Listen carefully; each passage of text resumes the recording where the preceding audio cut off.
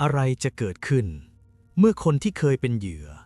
ตัดสินใจลุกขึ้นมาเป็นผู้พิพากษาด้วยตัวเองในศาลเมืองนาคปุระประเทศอินเดียผู้ต้องหาคนหนึ่งกำลังถูกนำตัวขึ้นศาลแต่ทันทีที่เขาเข้าไปในห้องพิจารณาคดีผู้หญิงจำนวนมากก็พุ่งเข้าหาเขาพร้อมกันรองเท้ามีดและก้อนหินถูกใช้เป็นอาวุธและชายคนนั้นก็เสียชีวิตกลางศาลยินดีต้อนรับเข้าสู่ย้อนรอยข่าวดังวันนี้เราจะพาคุณย้อนกลับไปดูเรื่องราวของอักกูยาดอฟชายที่ทำให้ทั้งชุมชนต้องหวาดกลัวมานานหลายปี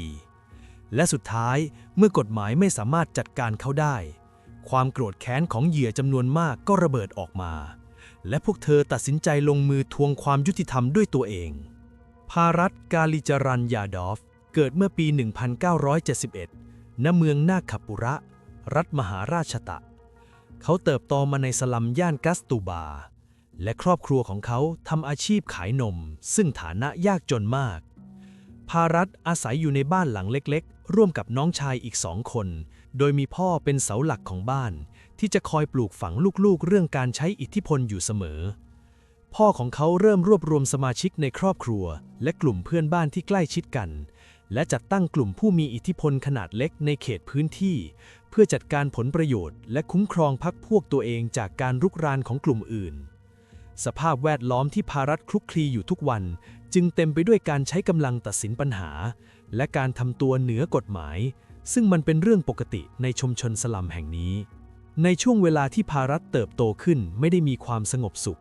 แต่กลับเป็นสมรภูมิการแย่งชิงกันระหว่างแก๊งอันธพาล2 กลุ่มใหญ่ที่แย่งชิงเขตอิทธิพลกันอย่างรุนแรงภารัตเห็นการไล่ล่าและการใช้กำลังจนกลายเป็นเรื่องปกติในชีวิตประจำวันประกอบกับพี่ชายหลายคนที่เติบโตมาด้วยกันของเขาเริ่มเดินเข้าสู่เส้นทางอาชญากรรมด้วยการลักเล็กขโมยน้อยและมีเหตุทะเลาะวิวาทชกต่อยไม่เว้นวันสิ่งแวดล้อมเหล่านี้หล่อหลอมให้เขาเริ่มซึมซับพฤติกรรมก้าวร้าวขณะเดียวกันเขายังรับรู้ถึงแรงกดทับจากระบบวรรณะที่กระทำต่อคนในชุมชนดาลิตหรือชนชั้นล่างสุดของสังคมอินเดียซึ่งมักจะถูกเอารัดเอาเปรียบและถูกปฏิบัติอย่างไม่เท่าเทียมจากสังคมภายนอกความรู้สึกที่ถูกกดขี่เหล่านี้กลายเป็นแรงผลักดันที่ทำให้เขามีความปรารถนาที่จะสร้างอำนาจขึ้นมาเพื่อคุ้มครองตัวเองและคนรอบข้างด้วยวิธีการที่รุนแรงจุดเปลี่ยนสำคัญของชีวิตเกิดขึ้นเมื่อพ่อของภารัตเสียชีวิตลงส่งผลให้เสาหลักของบ้านหายไปและครอบครัวต้องเผชิญกับวิกฤตทางการเงินที่มากกว่าเดิมซึ่งทำให้ภารัตในช่วงวัยรุ่นจำเป็นต้องออกหางานทำทุกอย่างเพื่อประทังชีวิตเขาเริ่มจากการทำงานเป็นเด็กรับใช้ทั่วไปก่อนจะขยับเข้าไปทำงานเป็นลูกมือในบาร์เหล้าเถื่อนซึ่งเป็นแหล่งมั่วสุมของเหล่าอาชญากรและผู้มีอิทธิพลในท้องถิ่นการทำงานในสภาพแวดล้อมที่ดิบเถื่อนทำให้เขาเริ่มสร้างชื่อเสียงในฐานะวัยรุ่นที่ใจถึงและไม่เกรงกลัวการปะทะกับใครเขาเริ่มใช้กำลังในการตัดสินปัญหาและพิสูจน์ตัวเองผ่านการต่อสู้จนเริ่มเป็นที่ยำเกรงในหมู่คนหาเช้ากินค่ำและกลุ่มวัยรุ่นในสลัมกัสตูบาเมื่อเริ่มมีพละกำลังและมีคนยอมรับในฝีมือมากขึ้นภารัตจึงตัดสินใจใช้ชื่อเล่นว่าอักกูเพื่อสร้างตัวตนใหม่ในโลกใต้ดินในปี 1991 อักกูขยับขึ้นมาก่อคดีที่รุนแรงมากกว่าเดิมในย่านโกราดีซึ่งตั้งอยู่ทางตอนเหนือของเมืองนาคปุระเขาพร้อมกับสมาชิกแก๊งอีก3 คนหนึ่งในนั้นคือวิลาสบานเดเพื่อนสมัยเด็กของอักกูร่วมกันดักซุ่มรอเหยื่อที่เป็นหญิงสาวที่กำลังเดินเท้ากลับบ้านในช่วงค่ำใกล้กับโรงไฟฟ้าโกราดีอักกูและพรรคพวกใช้ผ้าอุดปากและลากตัวเขาเข้าไปในอาคารร้างที่ห่างไกลจากบ้านเรือนผู้คนหลังจากนั้นอักกูจะเริ่มลงมือกระทำชำเราเหยื่ออย่างโหดเหี้ยมต่อหน้าสมาชิกในกลุ่มเพื่อแสดงถึงอำนาจและความเป็นผู้นำแก๊งที่ไม่เกรงกลัวต่อกฎหมายจากนั้นสมาชิกคนอื่นๆในกลุ่มจึงรุมทำร้ายและกระทำชำเราเหยื่ออักกูข่มขู่เหยื่อว่าจะฆ่าล้างครอบครัวของเธอทิ้งทั้งหมดหากเธอนำเรื่องนี้ไปบอกใครหรือแจ้งตำรวจโดยเน้นย้ำว่าพื้นที่ในสลัมแห่งนี้ไม่มีใครใหญ่ไปกว่าเขาและไม่มีใครสามารถช่วยเธอได้ก่อนจะปล่อยตัวเหยื่อไปหญิงสาวที่เป็นเหยื่อได้ตัดสินใจรวบรวมความกล้าโดยเดินทางไปแจ้งความที่สถานีตำรวจจารีปัตกาเพื่อดำเนินคดีกับอักกูและพรรคพวกที่ร่วมกันก่อเหตุแต่เมื่อไปถึงสถานีตำรวจ กลับพบกับท่าทีที่เมินเฉยของตำรวจที่ปฏิบัติหน้าที่ในขณะนั้นพนักงานสอบสวนไม่ได้เร่งบันทึกคำให้การหรือจัดหาความช่วยเหลือเบื้องต้นแต่กลับใช้คำพูดกดดันให้เธอยอมความโดยอ้างว่าการดำเนินคดีเรื่องทางเพศเป็นเรื่องที่พิสูจน์ยากในทางกฎหมายและจะทำให้ตัวเธอเองเสียชื่อเสียงมากกว่าเดิมในความเป็นจริงนั้น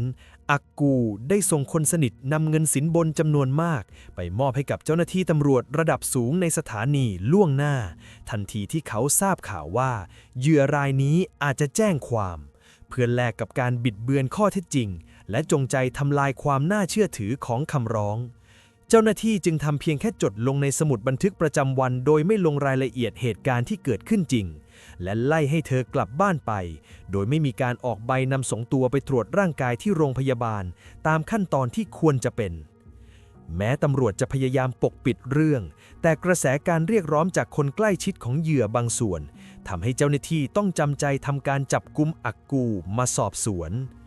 ในเวลาต่อมาเขาถูกส่งตัวไปคุมขังที่เรือนจำกลางนาคปุระและถูกยื่นฟ้องต่อศาลในข้อหาล่วงละเมิดทางเพศและกักขังหน่วงเหนี่ยวและอักกูใช้เงินที่ได้จากการรีดไถมาจ้างทนายความเพื่อดำเนินการขอประกันตัวและได้รับอนุญาตให้ออกมานอกคุกในระยะเวลาอันสั้นทว่าการจับกุมครั้งที่1ในปี 1991 นี้เป็นเพียงการจัดฉากเพื่อลดแรงกดดันชั่วคราวเท่านั้นอักกูถูกควบคุมตัวอยู่ในห้องขังเพียงไม่กี่ชั่วโมงก่อนจะได้รับการปล่อยตัวชั่วคราวด้วยการประกันตัวออกมาอย่างง่ายดายโดยเส้นสายอิทธิพลและเงินที่ติดสินบนเจ้าหน้าที่เหตุการณ์นี้ทำให้อักกูเกิดความมั่นใจอย่างเต็มที่ว่าระบบกฎหมายไม่มีผลบังคับใช้กับเขาและเงินของเขาสามารถซื้อผู้รักษากฎหมายได้ทั้งหมดเขาจึงเริ่มวางแผนที่จะจัดการกับผู้ที่กล้าท้าทายอำนาจของเขาและวิลาศบานเดหลังจากที่หลุดพ้นจากคดีเขาก็ตัดขาดกับพรรคพวกของอักกูแล้วเริ่มต้นชีวิตใหม่โดยเขาหันไปเรียนวิชากฎหมายอย่างจริงจังทันทีที่ได้รับอิสรภาพกลับมาอักกูไม่ได้กลับไปใช้ชีวิตตามปกติแต่ตรงไปยังบ้านของเหยื่อสาวที่ไปแจ้งความทันทีเพื่อทำตามคำขู่ที่เคยให้ไว้เขาพังประตูบ้านเข้าไปพร้อมกับกลุ่มวัยรุ่นท่ามกลางสายตาของเพื่อนบ้านที่แอบมองด้วยความหวาดกลัวอักกูเข้าจู่โจมสามีของหญิงสาวรายนั้นโดยใช้ท่อนไม้ทุบตีจนบาดเจ็บสาหัสก่อนจะกระชากผมของหญิงสาวออกมาที่ลานกลางบ้านและลงมือตบตีเธออย่างรุนแรงต่อหน้าคนในครอบครัวและผู้เห็นเหตุการณ์ภายนอกเขาทำลายทรัพย์สินภายในบ้านจนพังเสียหายพร้อมประกาศว่านี่คือผลของการลองดีกับคนอย่างเขาและขู่ว่าหากมีครั้งหน้าจะไม่มีใครในบ้านหลังนี้รอดชีวิตการกระทำที่อุกอาจในครั้งนี้ไม่มีเจ้าหน้าที่ตำรวจคนใดเข้ามาตรวจสอบหรือระงับเหตุในปี 1992 อักกูไม่ได้เป็นเพียงอันธพาลวัยรุ่นอีกต่อไปเขาและญาติพี่น้องเริ่มสร้างเครือข่ายลูกสมุนในสลัมกัสตูบาโดยคัดเลือกจากกลุ่มวัยรุ่นจนถึงชายชะกันในสลัมที่ว่างงานหรือมีประวัติอาชญากรรมมาเป็นกองกำลังส่วนตัวอักกูมักจะปรากฏตัวพร้อมกับกลุ่มชายชะกัน 5-10 คนโดยถืออาวุธครบมือเพื่อเป็นการข่มขวัญชาวบ้านที่สัญจรไปมาและประกาศตัวว่าเขาเป็นเจ้าพ่อสลัมแห่งนี้อักกูเริ่มเดินสายเรียกเก็บเงินค่าคุ้มครองที่เรียกว่าฮาฟตาโดยกำหนดเงินค่าคุ้มครองรายเดือนที่ต้องจ่ายเพื่อไม่ให้ถูกทำลายทรัพย์สินหรือโดนรุมทำร้ายร่างกายทุกร้านค้าแผงลอยขนาดเล็กในสลัมหากเจ้าของร้านคนใดปฏิเสธหรือไม่ยอมจ่ายค่าคุ้มครองอักกูจะสั่งให้ลูกน้องเข้าไปทำลายข้าวของหรือใช้ไม้กระบองรุมตีเจ้าของร้านต่อหน้าคนเดินผ่านไปมาเพื่อเป็นเยี่ยงอย่างเขาใช้เงินจากการรีดไถและกำไรจากการขายสุราเถื่อนเพื่อมาปรนเปรอลูกสมุนกลุ่มคนเหล่านี้จะคอยเดินตามหลังเขาเป็นขบวนและพร้อมจะลงมือทำร้ายใครก็ตามที่กล้าสบตาอักกูด้วยความไม่พอใจทำให้ภายในปีเดียวพื้นที่สลัมแห่งนี้ตกอยู่ภายใต้การควบคุมของเขาอย่างเต็มรูปแบบอำนาจอิทธิพลของอักกูเริ่มแข็งแกร่งขึ้นอย่างรวดเร็วเพราะเขาได้รับการสนับสนุนทางอ้อมจากเจ้าหน้าที่ตำรวจสถานีจาริปัตกาเนื่องจากเขาแบ่งเงินที่รีดไถไปเป็นค่าสินบนก้อนโตแก่เจ้าหน้าที่ตำรวจระดับล่างและพนักงานสอบสวนในพื้นที่ ทุกเย็นเขาจะส่งลูกน้องนำเหล้ารำและวิสกี้ราคาแพงไปมอบให้ถึงสถานีตำรวจเพื่อใช้จัดงานเลี้ยงดื่มกินกันอย่างสนุกสนานความสัมพันธ์ที่แน่นแฟ้นนี้ทำให้อักกูกลายเป็นบุคคลที่ไม่มีใครแตะต้องเขาได้บรรยากาศในสลัมปลายปี 1992 เต็มไปด้วยความเงียบงันที่น่าอึดอัดชาวบ้านเริ่มปรับตัวเพื่อความอยู่รอดด้วยการไม่รวมกลุ่มพูดคุยกันเกิน2 คนในที่สาธารณะเพราะอักกูสั่งห้ามการซุบซิบหรือการจับกลุ่มที่เขาคิดว่าเป็นการวางแผนต่อต้านเขาหากเขาเห็นกลุ่มคนยืนคุยกันเขาจะเดินเข้าไปแทรกกลางและสั่งให้แยกย้ายทันทีทุกย่างก้าวที่เขาเดินผ่านร้านค้าหรือบ้านเรือนเจ้าของที่พักต้องก้มหน้าหลบสายตาและหยิบเงินหรือข้าวของส่งให้เขาทันทีโดยไม่ต้องรอให้ร้องขอความสัมพันธ์ระหว่างเขากับลูกน้องก็กระชับแน่นขึ้นผ่านการทำกิจกรรมผิดกฎหมายร่วมกันทั้งการมั่วสุมดื่มสุราและเล่นพนันกลางสลัมโดยไม่เกรงกลัวสายตาใครอำนาจที่แผ่ซ่านไปทั่วทุกตารางนิ้วของสลัมแห่งนี้ทำให้เขารู้สึกว่าตนเองเป็นราชาที่ไม่มีใครสามารถล้มลงได้ตราบใดที่เงินสินบนยังคงไหลเข้าสู่กระเป๋าของเจ้าหน้าที่อย่างไม่ขาดสายนอกจากร้านค้าแล้วอากูยังสั่งให้ลูกน้องไปตามบ้านทุกหลังคาเรือนเพื่อเรียกเก็บเงินโดยอ้างว่าเป็นค่าดูแลความสงบเรียบร้อยแต่ความจริงคือการรีดไถเงินที่ชาวบ้านหามาได้ด้วยความยากลำบากหากครอบครัวไหนหาเงินมาจ่ายไม่ทันตามกำหนดอากูจะนำทีมลูกน้องนับ10 คนบุกเข้าไปในบ้านเพื่อทำลายข้าวของทันทีเพื่อเป็นการเตือนชาวบ้านข้างเคียงว่านี่คือผลของการขัดคำสั่งของเขาการข่มขู่ของอักกูไม่ได้หยุดแค่การพังข้าวของเท่านั้นแต่เขาเริ่มใช้วิธีปล้นชิงทรัพย์สินต่อหน้าเจ้าของบ้านเพื่อชดเชยเงินค่าคุ้มครองที่ขาดหายไปเมื่ออักกูพบว่าครอบครัวใดไม่มีเงินสดเขาจะสั่งให้ลูกน้องค้นหาเครื่องประดับทองคำนาฬิกาหรือแม้แต่เงินเพียงเล็กน้อยก็ตามหากเจ้าของบ้านพยายามอ้อนวอนหรือยื้อแย่งอักกูเขาจะใช้กำลังเข้าทำร้ายร่างกายด้วยการตบตีพฤติกรรมนี้ทำให้ชาวบ้านในสลัมแห่งนี้ต้องตกอยู่ในความหวาดกลัวอย่างมากเพราะไม่ว่าจะยากจนแค่ไหนพวกเขาก็ยังต้องเจียดเงินส่วนแบ่งมาให้อักกูเพื่อแลกกับการที่จะไม่ถูกทำลายบ้านที่พักอาศัยชายวัยกลางคนรายหนึ่งในสลัมพยายามขัดขืนด้วยการปฏิเสธที่จะจ่ายเงินค่าคุ้มครองที่อักกูเพิ่งประกาศปรับขึ้นราคาเป็นเท่าตัวชายคนนี้ยืนยันว่าเงินที่หามาได้ต้องเอาไว้เลี้ยงดูลูกเมียที่กำลังอดอยากอักกูจึงสั่งให้ลูกน้องล้อมชายคนดังกล่าวไว้กลางลานกว้างท่ามกลางสายตาชาวบ้านนับร้อยที่เฝ้ามองอยู่อักกูใช้ท่อนเหล็กกระหน่ำตีไปที่ขาทั้งสองข้างของชายคนนั้นอย่างทารุณแม้เหยื่อจะร้องขอชีวิตด้วยความเจ็บปวดแต่ไม่มีชาวบ้านคนไหนกล้าเดินเข้าไปช่วยเหลือหรือแม้แต่จะแจ้งเหตุกับตำรวจเพราะพวกเขารู้ดีว่าหากออกมาปกป้องก็จะถูกอักกูหมายหัวเป็นรายต่อไปผลจากการถูกรุมทำร้ายในครั้งนั้นทำให้ชายผู้ขัดขืนต้องกลายเป็นคนพิการเดินไม่ได้ไปตลอดชีวิต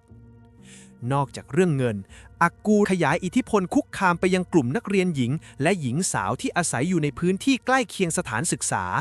เขาจะพาลูกน้องไปดักรอที่หน้าสลัมในช่วงเวลาเลิกเรียนเพื่อฉุดกระชากหญิงสาวที่ตนเองหมายตาเข้าไปในบ้านพักอักกูจะใช้วิธีบังคับให้เหยื่อถอดเสื้อผ้าแล้วใช้กล้องถ่ายเก็บไว้ในเชิงลามกอนาจารเพื่อใช้ในการแบล็กเมลเหยื่อเขาขู่ว่าถ้าหากนำเรื่องนี้ไปบอกพ่อแม่หรือตำรวจเขาจะนำภาพเหล่านี้ไปแจกจ่ายทั่วสลัมและละแวกใกล้เคียงเพื่อให้ครอบครัวของเหยื่อต้องอับอายขายหน้าความกลัวต่อการถูกประจานในสังคมที่เคร่งเรื่องชื่อเสียงทำให้หญิงสาวจำนวนมากต้องยอมตกเป็นเหยื่อของการล่วงละเมิดทางเพศซ้ำแล้วซ้ำเล่าโดยไม่สามารถร้องขอความช่วยเหลือจากใครได้เลยอักกูเริ่มนำความรุนแรงทางเพศมาใช้เป็นเครื่องมือหลักในการข่มขู่ชาวบ้านให้สยบยอมต่อเขาและเขาไม่ได้ลงมือในที่ลับตาเสมอไป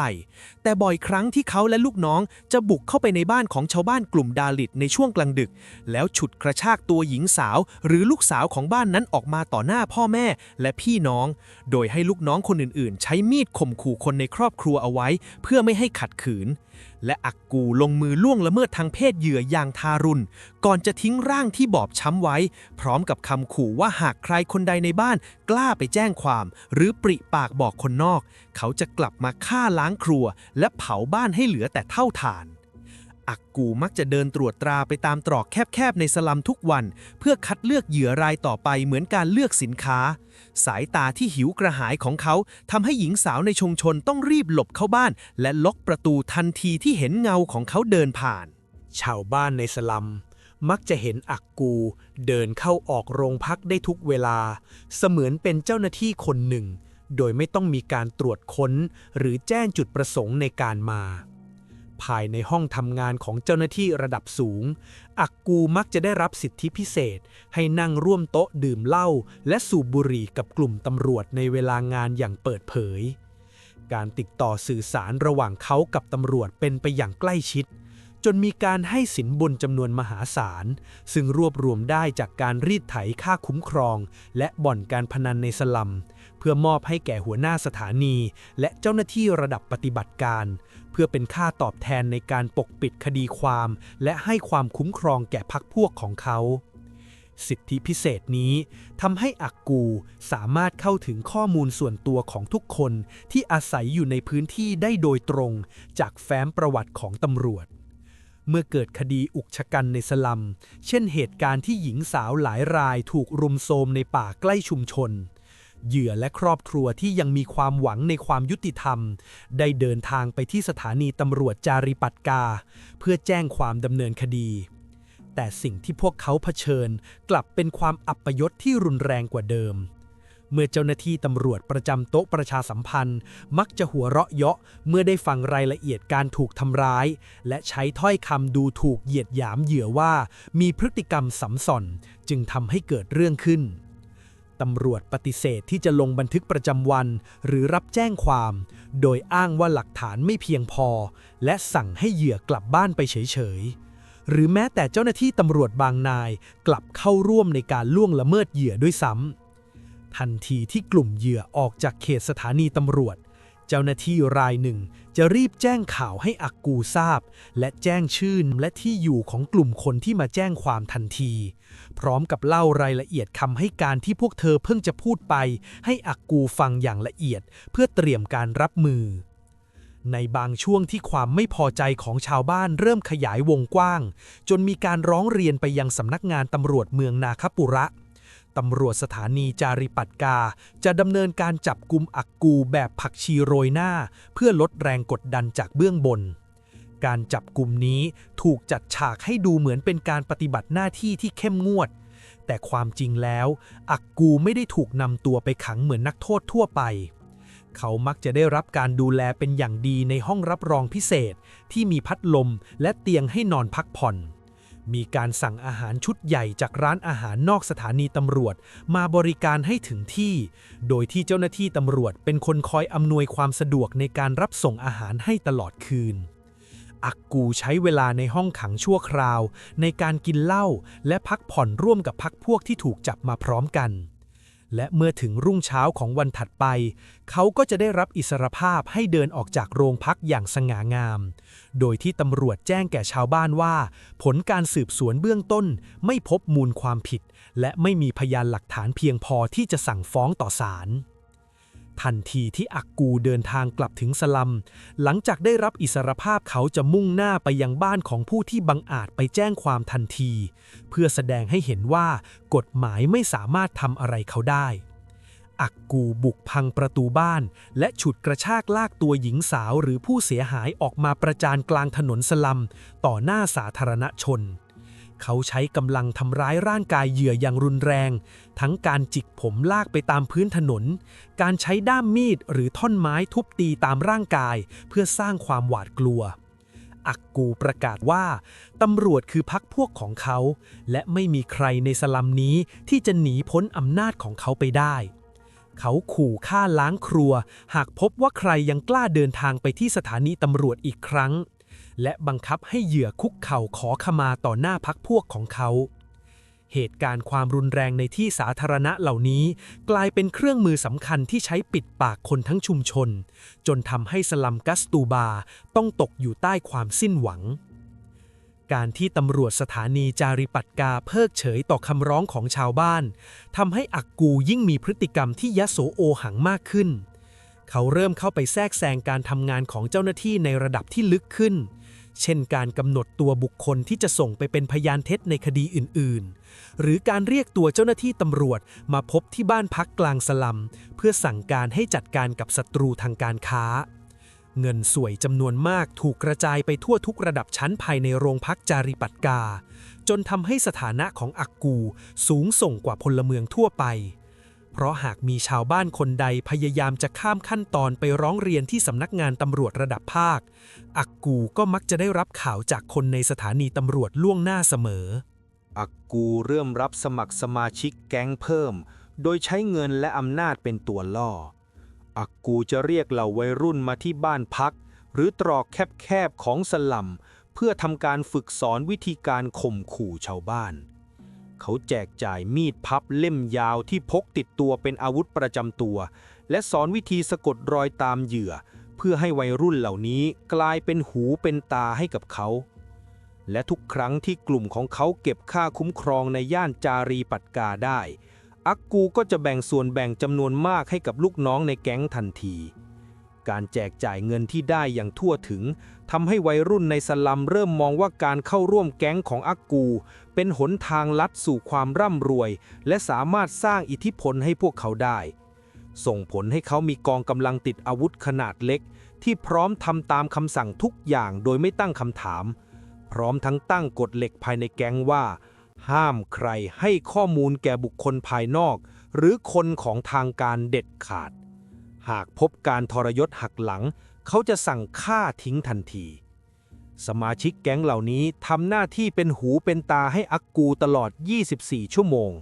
โดยจะคอยสอดส่องและตรวจสอบคนแปลกหน้าหรือเจ้าหน้าที่จากส่วนกลางที่พยายามเข้ามาสืบหาข้อมูลในพื้นที่เมื่อมีความเคลื่อนไหวที่ผิดปกติเกิดขึ้นอักกูจะได้รับรายงานในทันทีเมื่อมีกองกำลังในมือแล้วอักกูจะเริ่มใช้ความรุนแรงในระดับที่สูงขึ้นเพื่อกำจัดเสียงคัดค้านที่ยังหลงเหลืออยู่ในสลัมเมื่อชาวบ้านกลุ่มหนึ่งพยายามรวมตัวกันเพื่อลงชื่อร้องเรียนต่อทางการเกี่ยวกับพฤติกรรมของอักกูเขาก็จะตอบโต้อย่างรุนแรงด้วยการสั่งให้ลูกน้องบุกไปเผาบ้านของแกนนำที่รวบรวมรายชื่อขณะที่ไฟกำลังลุกไหม้บ้านอักกูและกลุ่มลูกน้องยืนคุมเชิงอยู่ด้านหน้าบ้านเพื่อขัดขวางไม่ให้เพื่อนบ้านคนอื่นนำน้ำเข้าช่วยดับไฟ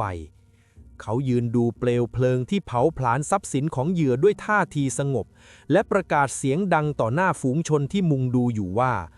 ในสลัมแห่งนี้เขาคือผู้ถือกฎหมายเพียงผู้เดียวใครก็ตามที่กล้าเขียนชื่อลงในกระดาษแผ่นนั้นจะต้องเจอจุดจบแบบเดียวกันทุกคนการขยายอำนาจของอักกูยังครอบคลุมไปถึงการควบคุมธุรกิจมืดในพื้นที่สลัมทั้งหมดเขาเพิ่มจำนวนการลักลอบนำเหล้าเถื่อนหรือที่เรียกว่าเดซีดารูเข้ามาขายในสลัมโดยใช้กำลังบังคับให้ชาวบ้านที่ฐานะยากจนเปลี่ยนบ้านของตัวเองเป็นจุดพักสินค้าและเป็นคนกระจายสินค้าให้กลุ่มลูกค้าวัยรุ่นหากใครกล้าปฏิเสธอักกูจะสั่งให้ลูกน้องเข้าไปทำลายข้าวของในบ้านทันทีและข่มขู่ว่าจะทำร้ายคนในครอบครัวทั้งหมด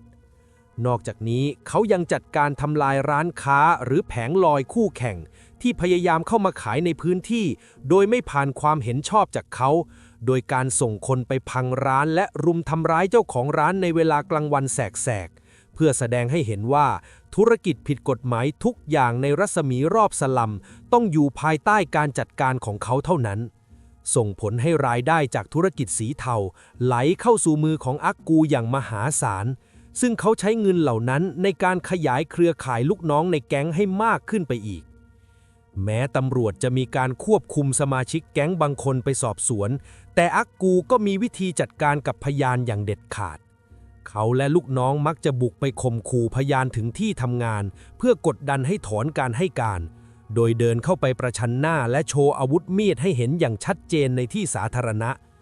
หากพยานคนใดยังยืนยันจะไปให้ปากคำอักกูจะเปลี่ยนเป้าหมายไปที่สมาชิกครอบครัวของพยานคนนั้นแทน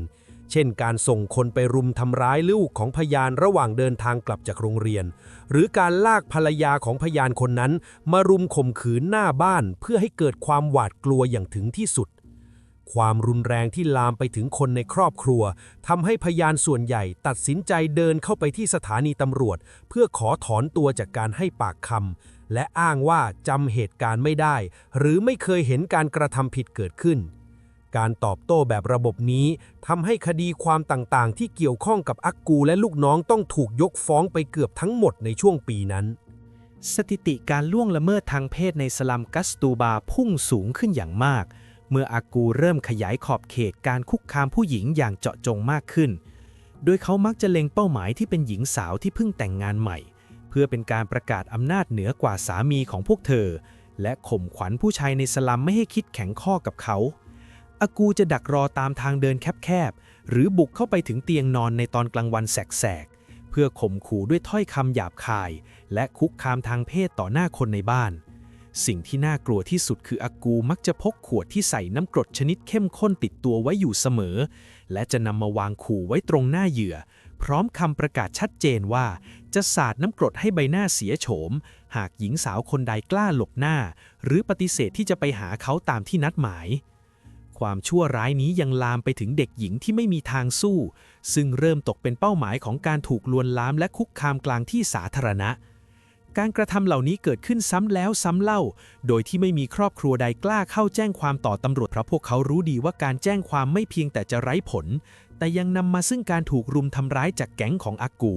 เพื่อเป็นการสั่งสอนเหมือนที่เคยเกิดขึ้นกับพยานในปีก่อนๆพ่อแม่หลายคนต้องตัดสินใจบังคับให้ลูกสาวลาออกจากโรงเรียนและกักตัวอยู่แต่ภายในห้องมืดๆที่มีหน้าต่างปิดสนิทตลอดทั้งวัน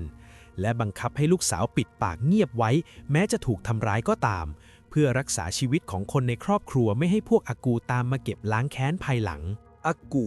ได้ประกาศใช้กฎส่วนตัวภายในพื้นที่สลัมอย่างเด็ดขาดโดยสั่งห้ามชาวบ้านทุกคนออกจากบ้านหลังพระอาทิตย์ตกดินหากเขาเห็นใครเดินอยู่นอกบ้านหรือมีแสงไฟลอดออกมาจากบ้านหลังใดในช่วงเวลาที่กำหนดอากูและลูกน้องในแก๊งก็จะเข้าไปและเรียกเก็บเงินค่าปรับเป็นจำนวนที่สูงเกินกว่าที่คนในสลัมจะจ่ายไหวหากไม่มีเงินจ่ายเหยื่อรายนั้นจะถูกซ้อมต่อหน้าคนในครอบครัวเพื่อเป็นตัวอย่างการประกาศเคอร์ฟิวนี้ไม่ได้มีจุดประสงค์เพื่อความปลอดภัยแต่เป็นการเปิดทางให้อากูสามารถเดินเลือกเหยื่อรายใหม่ได้ตามใจชอบท่ามกลางความมืดโดยไม่มีพยานสายตาคนอื่นรบกวนพวกเขาจะใช้เวลาช่วงกลางคืนเดินสำรวจตามซอกซอยเพื่อหาจุดที่เหยื่อที่เป็นผู้หญิงอาศัยอยู่และหากเขาถูกใจใครพวกเขาสามารถพังประตูเข้าไปลากตัวผู้หญิงคนนั้นออกมาได้ทันทีหรืออาจเข้าไปกระทำชำเราทั้งผู้หญิงที่เป็นแม่และลูกสาวของเธอพร้อมกันทั้งแก๊งโดยที่เพื่อนบ้านที่อยู่ติดกันก็ไม่มีใครกล้าช่วยเหลือเพราะหวาดกลัวว่าตัวเองจะเป็นรายต่อไปสภาพสังคมภายในสลัมกัสตูบาเริ่มล่มสลายลงอย่างรวดเร็วเนื่องจากความกดดันที่อากูสร้างขึ้นการจัดงานประเพณีทางศาสนาหรืองานรื่นเริงที่เคยเป็นจุดรวมตัวของชุมชนต้องถูกยกเลิกไปทั้งหมดเพราะการรวมกลุ่มกันจะดึงดูดความสนใจของแก๊งอาชญากรให้เข้ามาเรียกเก็บเงินหรือเข้ามาหาเรื่องทำร้ายร่างกายชาวบ้านเริ่มตกอยู่ในภาวะหวาดระแวงกันเองเนื่องจากอากูเริ่มใช้ระบบนกต่อโดยการให้เงินหรือผลประโยชน์แก่คนในสลัมบางส่วนเพื่อคอยรายงานความเคลื่อนไหวของคนที่คิดจะหลบหนีหรือแอบติดต่อกับทางการความสัมพันธ์ระหว่างเพื่อนบ้านที่เคยช่วยเหลือกันกลับกลายเป็นความห่างเหินและไม่ไว้ใจกันหลายครอบครัวที่พอจะมีลู่ทางหรือเงินเก็บเพียงเล็กน้อยตัดสินใจทิ้งสมบัติและบ้านพักที่สร้างมากับมือเพื่ออพยพหนีออกจากสลัมอย่างกระทันหันโดยเลือกที่จะไปตายเอาดาบหน้าในย่านอื่นดีกว่าต้องทนอยู่ภายใต้กฎเหล็กของอากูที่ไม่มีทีท่าว่าจะสิ้นสุดลงทำให้บ้านหลายหลังในสลัมเริ่มกลายเป็นบ้านร้างที่อากูยึดมาเป็นที่มั่วสุมของแก๊งตนเองประมาณช่วงปี 1997 ถึงปี 1998 ความตึงเครียดในสลัมยิ่งเพิ่มมากขึ้นเมื่ออาชาพากัดหญิงวัยกลางคนผู้เป็นเจ้าของร้านเหล้าเถื่อนและเป็นผู้หญิงไม่กี่คนในสลัมที่กล้าขัดขืนอำนาจของอากูอย่างเปิดเผยร้านของเธอไม่ได้เป็นเพียงแหล่งมั่วสุมหรือที่ทำมาหากินเท่านั้นแต่ยังกลายเป็นศูนย์รวมลับของกลุ่มผู้หญิงและชายชะกันในสลัมที่ทนต่อการรีดไถและการคุกคามไม่ไหวอีกต่อไปอาชาเริ่มทำหน้าที่เป็นแกนนำรวบรวมพยานหลักฐานและประสานงานกับชาวบ้านที่ได้รับความเดือดร้อนเพื่อ พื่อวางแผนกำจัดภัยคุกคามที่กฎหมายไม่เคยแตะต้องเธอตัดสินใจใช้จุดอ่อนของอากูที่เป็นนักดื่มจัดและชอบบังคับเธอให้จ่ายค่าคุ้มครองมาเป็นช่องโหว่ในการโจมตีโดยการจัดฉากงานเลี้ยงสังสรรค์ขึ้นที่ร้านของเธอเองเพื่อล่อให้อากูและลูกน้องในแก๊งเข้ามาติดกับดักที่เตรียมไว้การวางแผนในครั้งนี้ทำอย่างเงียบที่สุดโดยใช้ข้ออ้างว่าเธอต้องการหยุดจ่ายค่าคุ้มครองและขอเคลียร์หนี้สินแบบส่วนตัวในคืนนั้นอาชาและกลุ่มชายในสลัมที่ไว้ใจได้ร่วมกันเตรียมการอย่างรอบคอบพวกเขาจัดโต๊ะเหล้าและอาหารไว้คอยโดยส่งคนไปเชิญอากูมาร่วมงานเลี้ยงอากูที่คิดว่าพื้นที่นี้เป็นเขตอำนาจของตนและอีกฝ่ายก็เป็นเพียงผู้หญิงจึงตัดสินใจเดินทางมาพร้อมลูกน้องเพียงไม่กี่คนทันทีที่เขานั่งลงแล้วเริ่มดื่มจนมึนเมาได้ที่สัญญาณลับที่ถูกกำหนดไว้ก็ดังขึ้นกลุ่มชายชะกันที่แฝงตัวอยู่รอบร้านพร้อมด้วยไม้กระบองและอาวุธมีดสั้นกรูเข้าล้อมโต๊ะทันที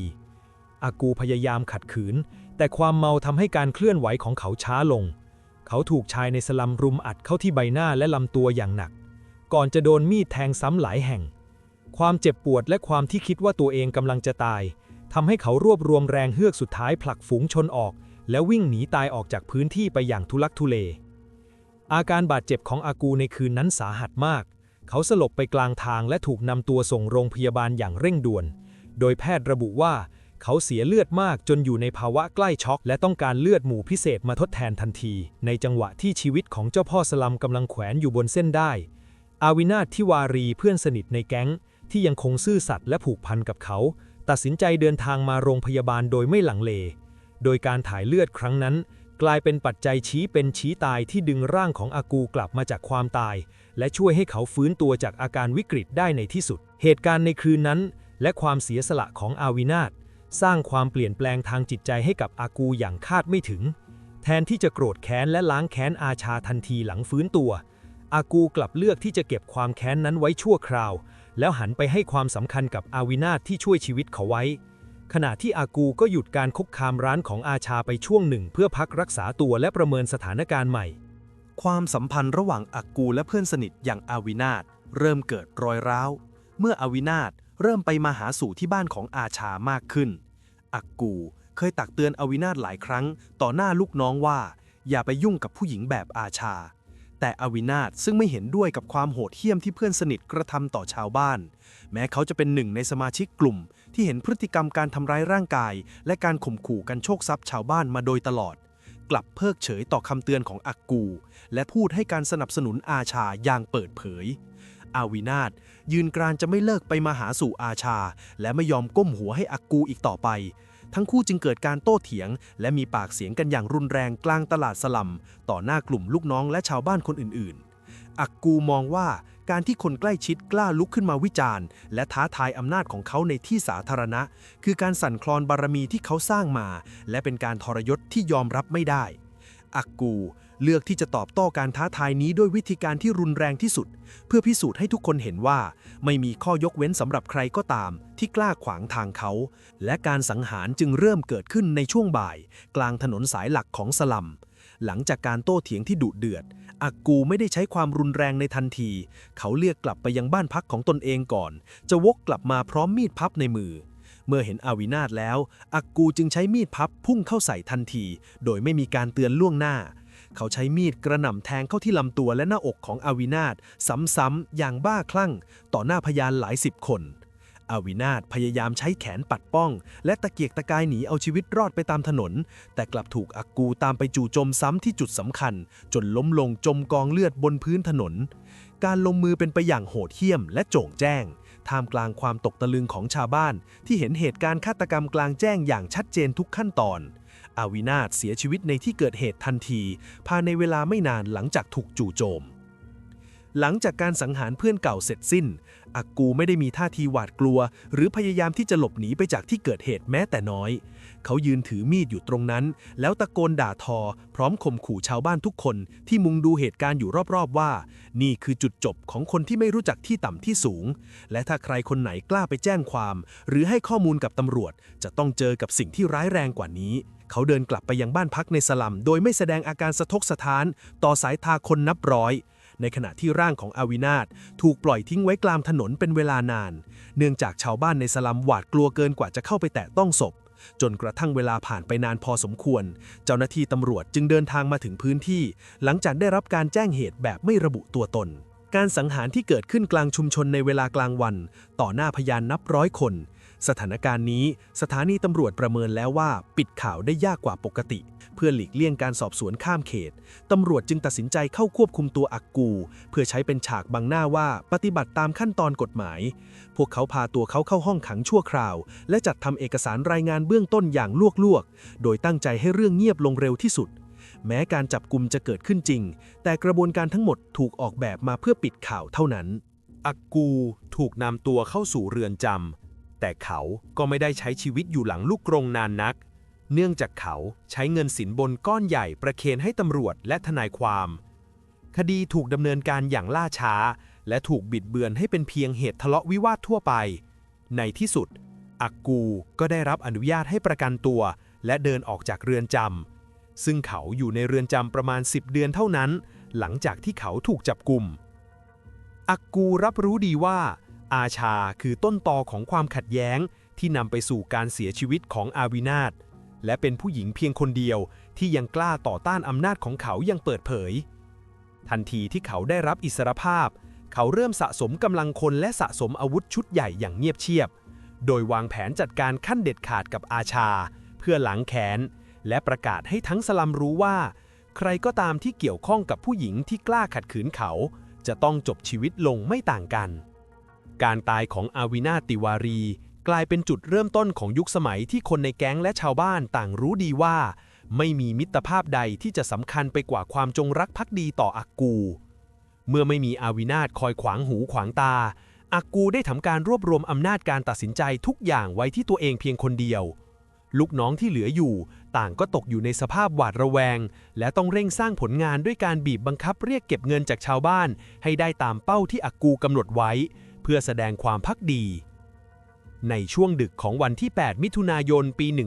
1999 อักกูได้นำลูกน้องในแก๊งพร้อมอาวุธครบมือกว่า 10 คนเตรียมบุกเข้าไปบ้านพักของอาชาพากัดหญิงที่เป็นต้นเหตุสำคัญในคดีฆาตกรรมที่เขาก่อขึ้นก่อนหน้านี้กลุ่มชายชะกันใช้ขวานและแฉลงพังประตูไม้หน้าบ้านเข้าไปอาชาซึ่งตื่นขึ้นมากลางดึกพยายามคว้ามีดทำครัวเพื่อปกป้องเมคาลูกสาวของเธอที่กำลังนอนหลับอยู่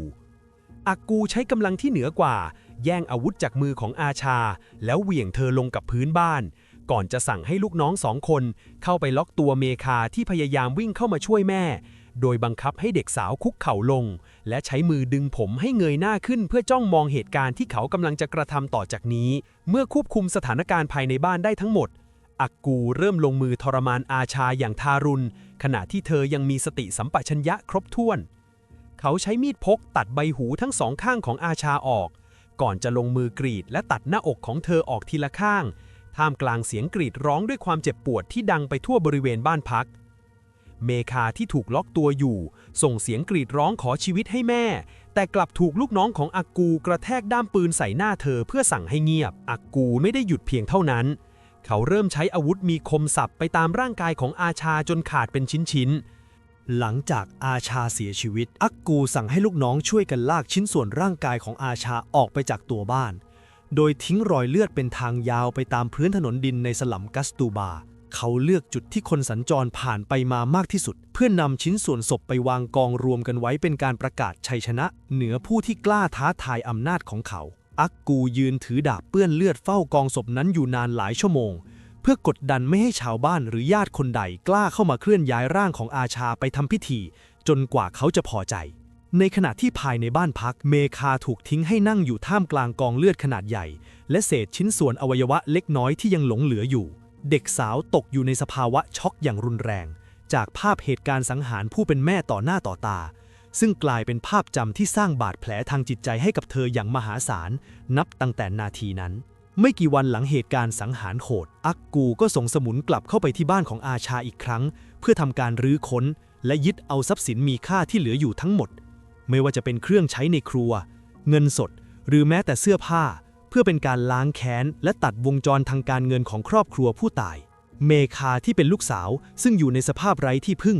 ต้องตัดสินใจหลบหนีออกจากสลัมกัสตูบาไปอาศัยอยู่กับป้าเรชาราอุดในสลัมใกล้เคียงวันที่ 15 มิถุนายน ปี 1999 เมื่อเรื่องนี้เข้าสู่กระบวนการของตำรวจที่สถานีตำรวจจารีปัตกาอักกูก็ถูกจับตัวอีกครั้งเพื่อไปเก็บตัวสักพักตำรวจไม่ได้กลัวความยุติธรรมแต่พวกเขาแค่กลัวเสียของตลอดหลายปีอักกูจ่ายสวยรายเดือนให้สถานีแลกกับการไม่รับแจ้งความครั้งนี้ต่างจากทุกครั้งเพราะอักกูทิ้งร่องรอยไว้ชัดเกินไปชาวบ้านซึ่งเริ่มพูดคุยกันหนาหูขึ้นเพราะเหตุการณ์ครั้งนี้มันโหดเหี้ยมเกินกว่าที่ผ่านมาถ้าปล่อยให้เรื่องนี้ไปถึงหูนักข่าวท้องถิ่นโดยไม่ทำอะไรเลยกระแสจะบีบให้ผู้บังคับการสั่งย้ายคดีออกจากพื้นที่พอคดีหลุดมือเงินที่เคยไหลเข้ากระเป๋าก็จะหยุดลงทันทีวันที่ 16 ตุลาคม ปี 1999 หลังจากเหตุการณ์ฆาตกรรมแม้อักกูจะถูกจับกุมและอยู่ในเรือนจำหลายเดือนแล้วแต่ข่าวนั้นยังคงสร้างความโกรธแค้นไปทั่วเมืองนาคปุระเจ้าหน้าที่ตำรวจรัฐมหาราชตะต้องตกอยู่ภายใต้แรงกดดันอย่างหนักจากทั้งสื่อมวลชนและกลุ่มสิทธิสตรีจนต้องงัดเอามาตรการขั้นเด็ดขาดมาใช้ออกคำสั่งจับกุมอักกูโดยใช้กฎหมายป้องกันกิจกรรมที่เป็นอันตรายของรัฐหรือ MPDA ซึ่งเป็นกฎหมายพิเศษที่อนุญาตให้เจ้าหน้าที่กักตัวผู้ต้องหาที่เป็นภัยต่อสังคมได้นานถึง 1 ปีโดยไม่ต้องมีการไต่สวนในชั้นศาลอักกูถูกส่งตัวไปยังเรือนจำกลางนาคปุระเพื่อลดแรงกดดันและหลีกเลี่ยงการก่อความรุนแรงในเขตพื้นที่สลัมกัสตูบาในช่วงที่เขาถูกคุมขังบรรยากาศในชุมชนเริ่มเปลี่ยนไปอย่างเห็นได้ชัดความหวาดกลัวที่เคยกดทับชุมชนเริ่มจางหายไปชั่วคราวเพราะชาวบ้านเริ่มออกมาใช้ชีวิตตามปกติในช่วงเวลากลางวันมากขึ้นผู้หญิงในสลัมสามารถเดินไปตักน้ำที่ก๊อกน้ำสาธารณะหรือออกไปตลาดได้โดยไม่ต้องคอยระแวงว่าจะถูกล่วงละเมิดเสียงหัวเราะของเด็กๆที่ออกมาวิ่งเล่นตามตรอกซอกซอยเริ่มกลับมาเห็นอีกครั้งพ่อค้าแม่ค้าเริ่มกลับมาตั้งแผงขายของในจุดที่เคยถูกสั่งห้ามอย่างไรก็ตามความสงบนี้ยังไม่สมบูรณ์นักเพราะลูกน้องของอักกูบางส่วนยังคงวนเวียนอยู่ในพื้นที่ชาวบ้านจึงเริ่มรวมตัวกันจัดตั้งเวรยามกันเองอย่างไม่เป็นทางการมีการใช้ไม้พลองและนกหวีดเพื่อส่งสัญญาณเตือนภัยหากเห็นสมาชิกแก๊งเริ่มรวมตัวกันทำกิจกรรมที่ผิดปกติการเฝ้าระวังในยามค่ำคืนกลายเป็นหน้าที่ร่วมกันของคนในชุมชนเพื่อรักษาพื้นที่ปลอดภัยที่พวกเขาเพิ่งได้รับกลับคืนมาวันที่ 29 กันยายน ปี 2000 เมื่อครบกำหนดระยะเวลาการกักตัว 1 ปีตามกฎหมาย MPDA และตำรวจจารีปัตกาไม่แปลเอกสารสำคัญให้จำเลยทราบเนื่องจากตำรวจตั้งใจส่งเอกสารเหตุผลการกักขังเป็นภาษาอังกฤษทั้งหมดเพื่อไม่ให้อักกูรู้ถึงรายละเอียดศาลจึงเห็นว่าการทำเอกสารนี้ทำให้จำเลยไม่สามารถโต้แย้งได้จึงถือว่าคำสั่งออกโดยไม่ชอบผลที่ออกมาคือการกักขังพิเศษนี้ต้องหลุดไปแต่คดีอาญาการฆาตกรรมอาชายังคงอยู่อักกูจึงใช้ช่องว่างนี้ให้ทนายยื่นประกันตัวและเขาก็ได้รับอิสรภาพกลับคืนมาอีกครั้งลูกน้องที่ยังภักดีต่อเขาได้จัดขบวนแห่เล็กๆมีการจุดประทัดและตะโกนสรรเสริญเพื่อประกาศให้ทุกคนในสลัมรู้ว่าเขากลับมาแล้วอักกูเดินผ่านเส้นทางหลักในสลัมด้วยท่าทีคุกคามเขาจงใจยืนจ้องหน้าชาวบ้านที่เคยแสดงท่าทีต่อต้านสิ่งแรกที่เขาทำหลังจากกลับถึงฐานที่มั่นคือการเรียกประชุมลูกสมุนเพื่อสำรวจสถานการณ์ย้อนหลังเขาเริ่มทำบัญชีรายชื่อของคนที่เขาเรียกว่าพวกทรยศซึ่งหมายถึงใครก็ตามที่ไปให้ข้อมูลกับตำรวจหรือใครที่แสดงท่าทีดีใจตอนที่เขาถูกจับกุมการกลับมาของเขา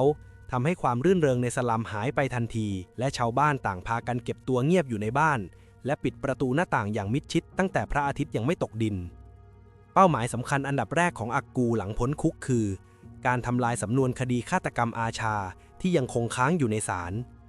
เขาบุกไปยังบ้านของเรชาที่เป็นบ้านพักใหม่ของเมคาซึ่งเป็นพยานปากเอกที่เห็นเหตุการณ์สังหารแม่ของตนเองอักกูไม่ได้เจอกับเมคาในทันทีเพราะเรชาให้เมคาออกไปหลบหลังถังน้ำใบใหญ่ในครัวแต่พออักกูเข้ามาก็สังเกตเห็นว่ามีข้าวกลางวันเพิ่ม1 ชุดเขาจึงชี้ไปที่จานนั้นแล้วถามเสียงดังว่าใครกินอีกคนแล้วเมคาอยู่ที่ไหนหลังจากนั้นเขาก็เดินไปดูรอบๆแต่ไม่เจอใครเขาเลยข่มขู่เรชาว่าจำไว้ถ้าเมคาโผล่ไปศาลเมื่อไหร่เขาจะฆ่าทิ้งยกครอบครัวทันทีจากนั้นเขากลับมาอีกหลายครั้งมาคอยยืนดูหน้าบ้านส่งคนมานั่งเฝ้าปากซอยความกลัวสะสมทำให้ครอบครัวของเรชาและเมคาต้องใช้ชีวิตอย่างหลบๆซ่อนๆอยู่ตลอดเวลาความกดดันทำให้เมคาตกอยู่ในสภาวะหวาดกลัวสุดขีด จนถึงขั้นตัดสินใจไม่ไปขึ้นให้การที่ห้องพิจารณาคดี พอถึงวันนัดให้การพยานปากสำคัญเมื่อพยานปากเอกหายไปและพยานคนอื่นๆในที่เกิดเหตุต่างพากันกลับคำให้การเพราะความกลัวตายผลการพิจารณาคดีในชั้นศาลจึงออกมาในรูปแบบที่อักกูพ้นผิดในคดีฆาตกรรมอาชาอย่างเป็นทางการทันทีเนื่องจากหลักฐานไม่เพียงพอหลังจากปี 2000 อักกูเริ่มประกาศกฎเหล็กห้ามชาวบ้านทุกคนนำเรื่องเดือดร้อนไปแจ้งความกับตำรวจที่สถานีจารีปัตกาโดยไม่ได้รับอนุญาตจากเขาหากใครมีปัญหาความขัดแย้งในพื้นที่อักกูจะเป็นคนทำหน้าที่เป็นผู้พิพากษาจัดตั้งศาลเตี้ยขึ้นมาตัดสินความด้วยตนเองเขาจะสั่งให้ลูกน้องลากตัวผู้ที่ถูกกล่าวหาหรือคู่กรณีมาเผชิญหน้ากันที่กลางลานชุมชนโดยที่เขานั่งอยู่บนเก้าอี้ไม้ตัวใหญ่ท่ามกลางกลุ่มสมุนที่ถืออาวุธครบมือเมื่อเขาสรุปความเสร็จสิ้นอักกูจะสั่งลงโทษด้วยวิธีการที่ป่าเถื่อนเช่นการใช้เข็มขัดหนังหรือท่อนไม้เฆี่ยนตีผู้กระทำผิดต่อหน้าสาธารณชนจนเลือดอาบเพื่อเป็นการเชือดไก่ให้ลิงดูในช่วงปี 2002 อากูได้ลงมือทำในสิ่งที่โหดเหี้ยมและสั่นขวัญกำลังใจของชาวสลัมยิ่งกว่าครั้งก่อนๆที่ผ่านมาเพราะครั้งนี้เป้าหมายรายล่าสุดของเขาคือกัลมาเธอเป็นหญิงสาวที่สภาพร่างกายยังอยู่ในช่วงอ่อนแอเนื่องจากเธอเพิ่งคลอดลูกมาได้เพียงแค่10 วันเท่านั้นอากูและกลุ่มลูกน้องอาศัยช่วงเวลากลางคืนบุกเข้าไปในบ้านพักที่มุงด้วยแผ่นสังกะสีของเธอเขาใช้เท้าถีบประตูไม้จนพังก่อนจะเดินเข้าไปในห้องนอนที่กันมากำลังพักฟื้นและเลี้ยงดูลูกอยู่อากูสั่งให้ลูกน้องช่วยกันฉุดกระชากตัวกันมาลงจากเตียงนอนและกลุ่มชายชะกันรุมลากตัวเธอออกไปจากเขตที่พักอาศัยเพื่อไปยังป่ารกร้างที่อยู่บริเวณใกล้เคียงหลังจากนั้นอากูได้กระทำการข่มขืนกันมาท่ามกลางเสียงอ้อนวอนขอชีวิตของเธอก่อนจะเปิดทางให้ลูกสมุนในแก๊งสลับหน้ากันเข้ามารุมโทรมเธออย่างโหดร้ายทารุณความอำมหิตของอากูไม่ได้สิ้นสุดเพียงแค่การทำร้ายร่างกายแต่เขายังต้องการสร้างความอัปยศให้ถึงขีดสุด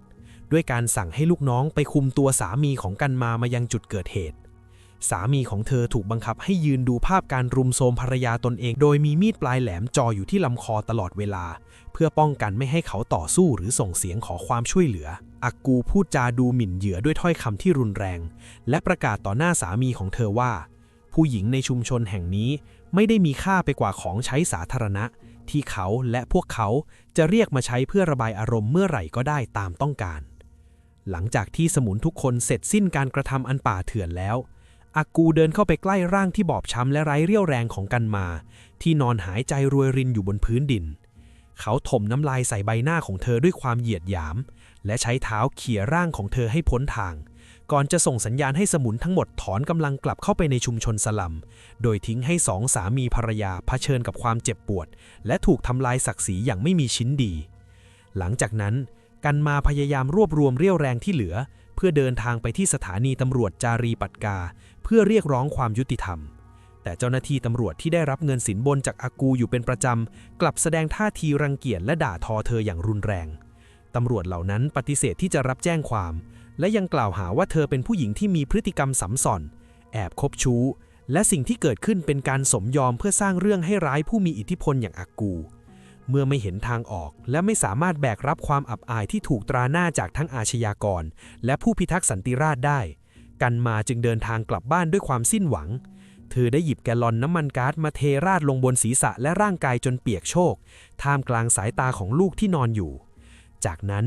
กันมาก็ได้ตัดสินใจใช้ไม้ขีดไฟจุดไฟเผาตัวเองเพื่อเป็นการประท้วงต่อความอายุติธรรมที่เธอได้รับจากทั้งตัวอากูและระบบกฎหมายที่เมินเฉยต่อความทุกข์ร้อนของเธอร่างของกันมาถูกไฟแผดเผาจนตายภายในบ้านของตนเองทิ้งให้ลูกวัย10 วันต้องกลายเป็นกำพร้าจากโศกนาฏกรรมที่เกิดขึ้นจากน้ำมือของคนที่โหดร้ายอย่างอากูข่าวการตายอย่างน่าสลดของกันมาแพร่กระจายไปถึงหูของอากูขณะที่เขากำลังนั่งดื่มเหล้าเฉลิมฉลองอยู่กับกลุ่มลูกสมุนในที่บ้านพักส่วนตัวแทนที่จะมีความสลดใจอากูกลับระเบิดเสียงหัวเราะออกมาอย่างสะใจและนำเรื่องนี้มาคุยโวกลางวงเล่าว่ากันมาตายไปก็ถือเป็นเรื่องดีเพราะเขาจะได้หมดภาระและจะได้มีโอกาสไปหาของใหม่ที่ยังสดและแข็งแรงมาทดแทนโดยไม่ต้องกังวลว่าจะมีการร้องเรียนเกิดขึ้นอีกเขายังประกาศเตือนชาวบ้านในสลัมทุกคนว่าหากใครคิดว่าจะใช้วิธีการจบชีวิตตัวเองมาสร้างแรงกดดันหรือเรียกร้องความสนใจเหมือนที่กันมาทำเขาจะไม่เพียงแต่ไม่สนใจแต่จะสั่งให้ลูกน้องไปเผาทั้งครอบครัวและบ้านของคนคนนั้นให้วอดวายตามไปด้วย การแสดงออกที่ไร้หัวใจและคำขู่ที่รุนแรงของอักกู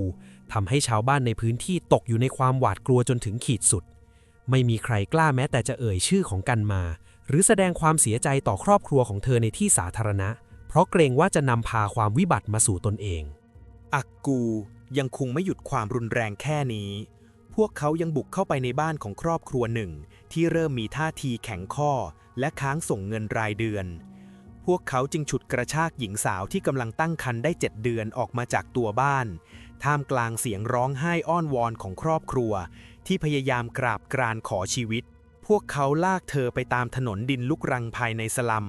จนถึงบริเวณพื้นที่โล่งที่ชาวบ้านมักเดินผ่านไปมาเขาไม่ได้ฆ่าเธอแต่เลือกที่จะทำลายศักดิ์ศรีของครอบครัวนี้กลางถนนอักกูสั่งให้ลูกน้องในแก๊งจับแขนขาของเธอตรึงไว้จับพื้นดินก่อนจะลงมือรุมโทรมเธออย่างทารุณโดยไม่สนใจสภาพร่างกายที่อ่อนแอของคนท้องคนนี้ต่อหน้าฝูงชนจำนวนมากที่ถูกบังคับให้ออกมามุงดูและห้ามหลบตาเด็ดขาดเขาตะโกนด่าทอเธอว่าเป็นโสเภณีเพื่อตอกย้ำว่าผู้หญิงทุกคนในพื้นที่นี้คือสมบัติของเขา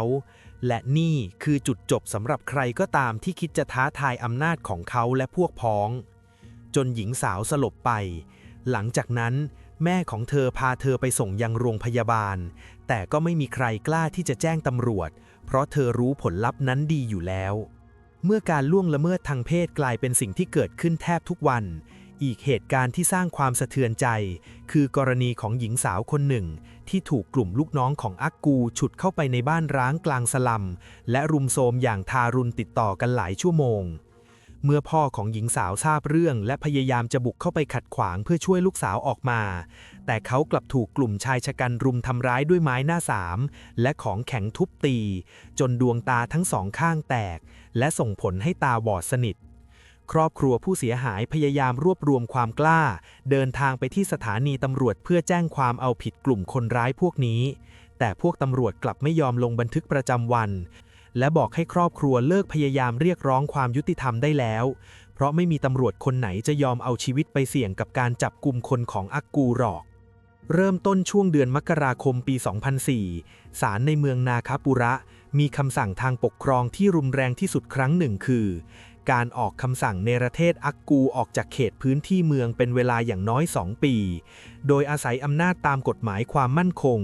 เนื่องจากเขามีประวัติอาชญากรรมสะสมมากกว่า26 ครั้งและเป็นภัยต่อความสงบสุขของสาธารณชนอย่างร้ายแรงบวกกับอักกูเคยถูกศาลสั่งปล่อยตัวแบบมีเงื่อนไขมาแล้ว3 ครั้งคำสั่งนี้ระบุชัดเจนว่าเขาห้ามเข้ามาในเขตกัสตูบาและพื้นที่โดยรอบเป็นอันขาดเพื่อเป็นการตัดวงจรอิทธิพลมืดที่เขาสร้างไว้ตลอดทศวรรษที่ผ่านมาในวันที่รับทราบคำสั่งอักกูยืนฟังผู้พิพากษาด้วยท่าทีสงบนิ่งเขาลงลายมือชื่อยอมรับข้อกำหนดในเอกสารทางกฎหมายทุกประการก่อนจะเดินออกจากห้องพิจารณาคดีไปอย่างผู้ชนะท่ามกลางสายตาของเจ้าหน้าที่ศาลเขาทำทีเป็นเตรียมการย้ายข้าวของเพื่อออกจากเมืองตามกำหนดเวลาแต่ในความเป็นจริงเขาไม่ได้มีเจตนาจะปฏิบัติตามคำสั่งศาลแม้แต่น้อยโดยเขามองว่านี่เป็นเพียงกระดาษใบหนึ่งที่ไม่มีผลในทางปฏิบัติในเขตสลัมที่เขาปกครองอยู่แม้จะอยู่ในช่วงระยะเวลาการเนรเทศแต่อักกูก็ยังคงลักลอบกลับเข้ามาในสลัมแทบทุกคืนในช่วงหลังเที่ยงคืนเขาใช้เส้นทางลับผ่านทุ่งนาและตรอกซอกซอยทั้งทิศตะวันออกเพื่อหลบเลี่ยงสายตาผู้คนและด่านตรวจของตำรวจบนถนนสายหลักการปรากฏตัวของเขาในสลัมกลายเป็นเรื่องที่รู้กันทั่วทั้งในหมู่บ้านและเจ้าหน้าที่ตำรวจสถานีจารีปัตกาที่มาลาดตระเวนแต่สิ่งที่เกิดขึ้นคือการเพิกเฉยอย่างเป็นระบบของเจ้าหน้าที่ที่แซงมองไม่เห็นการมีอยู่ของเขาอักกูยังคงดำเนินกิจกรรมเรียกเก็บสวยและค่าคุ้มครองจากร้านค้าขนาดเล็กในชุมชนเหมือนปกติ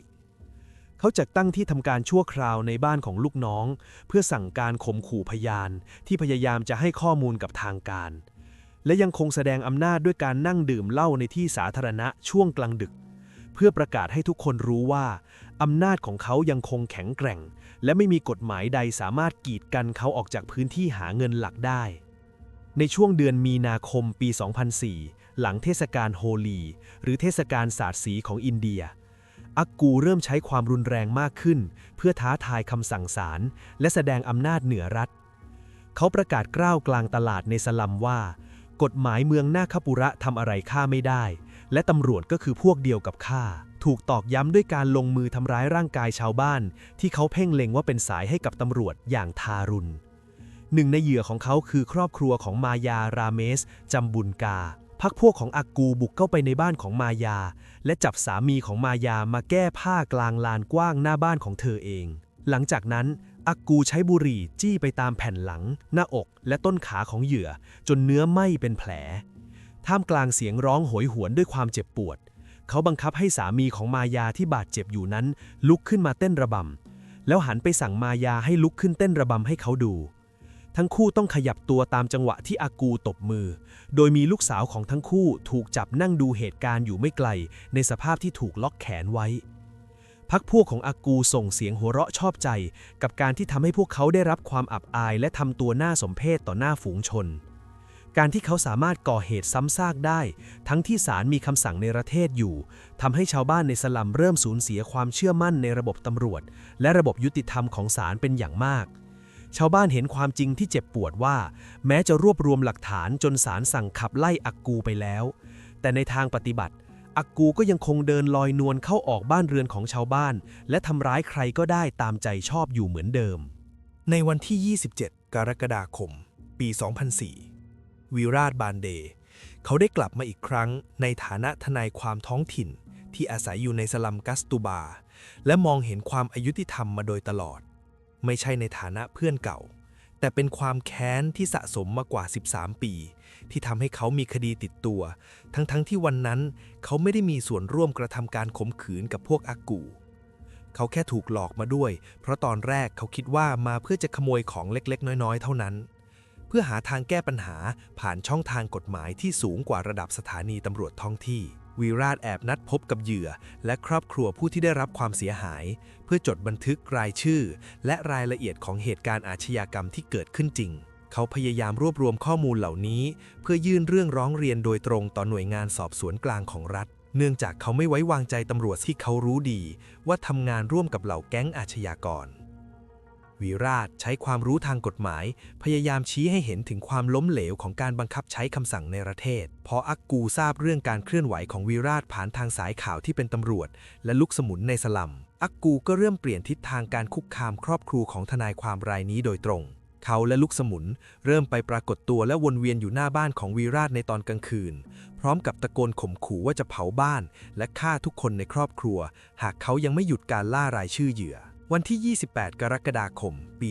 2004 อูชานารายันเธอคือน้องสะใภ้ของวิราชและเป็นนักกิจกรรมสังคมเธอตัดสินใจยื่นมือเข้ามาช่วยเหลือเพื่อนบ้านหญิงรายหนึ่งที่ตกเป็นเหยื่อการรุมโทรมของพรรคพวกอากู